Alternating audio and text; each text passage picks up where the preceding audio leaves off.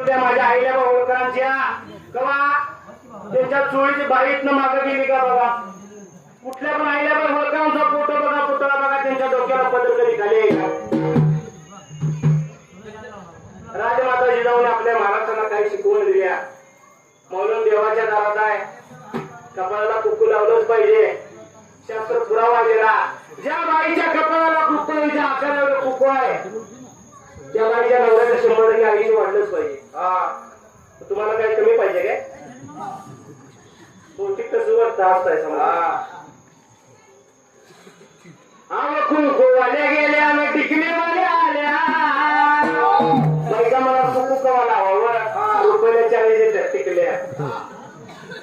बहुच्या टिकली कसं झाली दादा?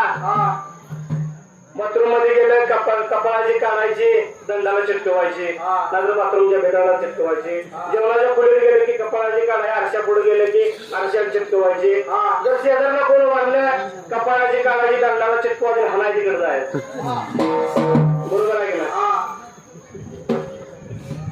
कुंकूवाल्या गेल्या आणि टिकलीवाल्या आल्या. ऐकायला फॅशनची तर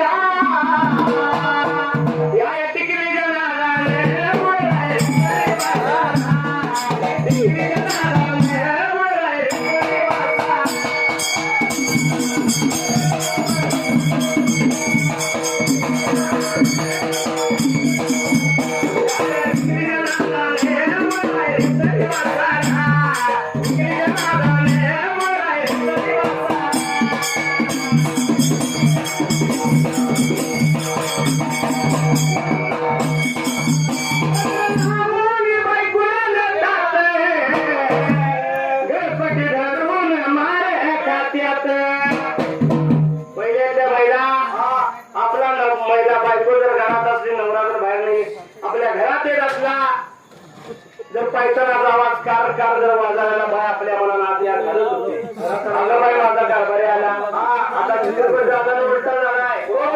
आता बायको जर बाहेर नवरा घरात असला, बायको जर बाहेर आली, बायकोच्या जोडीचा आवाज जर आला आता घरी घरात लागता घालतोय. होय, आणि तुळजा भवानी आता कुठलं शस्त्र घेतली, लाटलं की त्या उलाटलं घेत्या. हा मावशी असताना पटले वाटत. अहो ऐकलं तर बायकानं जीवन क्रम आहे का?